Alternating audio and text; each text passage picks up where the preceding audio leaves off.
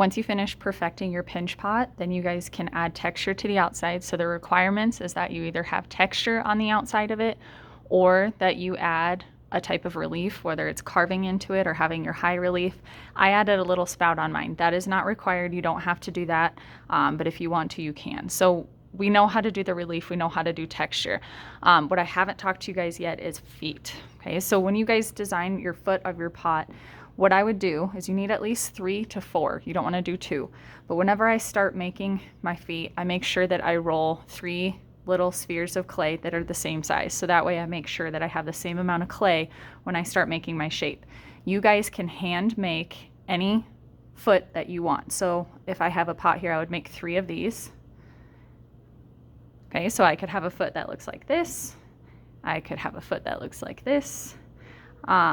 I could do a longer one that looks like this as long as I have 3. So these are basically like what you roll out. They're coils. You roll them out like you would when you're a little kid, a little snake. Use the palm of your hand, roll them out on the table with your finger. If you want to do a coil like this, I'm going to show you guys really quick how to do a spiral to make sure that it's sturdy. So I always roll a coil in the palm of my hands, and then I go off the newspaper and I do roll it on the table because the newspaper steals moisture from your clay. So I will roll that out on the table and I taper it, which means that one end is going to be thinner than the other. And then I add a little bit of water before I roll it, because when the clay bends, it tends to crack, even if it's plastic. So that way, when I start to bend it and roll it, the water helps it stick together. Now, if I were to put this underneath the pot, I wouldn't want to place it like this, because then all you see on the side is just a curl like that. So if I want it to show a little bit more, I might need to flatten an edge, because when I score and slip the surfaces together, the bigger the surface that sticks together, or the larger surface area there is to stick, the more likely it is to survive. I could have it come outside of the pot. I could have it be inside. That's up to you, but you want to put at least 3. So we make all 3 of these before we start. Okay, so if you want to do the coil, you can do the coil.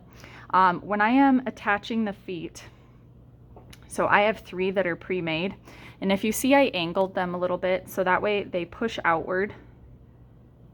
And when you attach these, if the feet are in the plastic state, you may need to dry them out a little bit so that way they actually stick and they're going to support your pot. So I would still score and slip. So I'm roughing up the surface. And you just eyeball the placement so they're spread out. And then I want to wiggle it to make sure that it's secure. And whether you want these to stay inside of the pot or go outside is completely up to you, as far as stick out of the plane of your piece.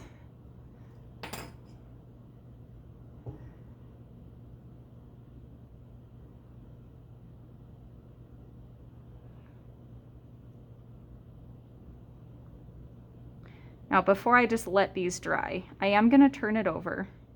So I need to make sure these are going to support my piece. So when I flip it over and set it on the table, so my hand would be the table, I want to make sure that I get down eye level with it and make sure that it's level and it's not crooked. So the feet placement for mine is pretty level, so I'm going to leave that. If it wasn't, I could adjust it.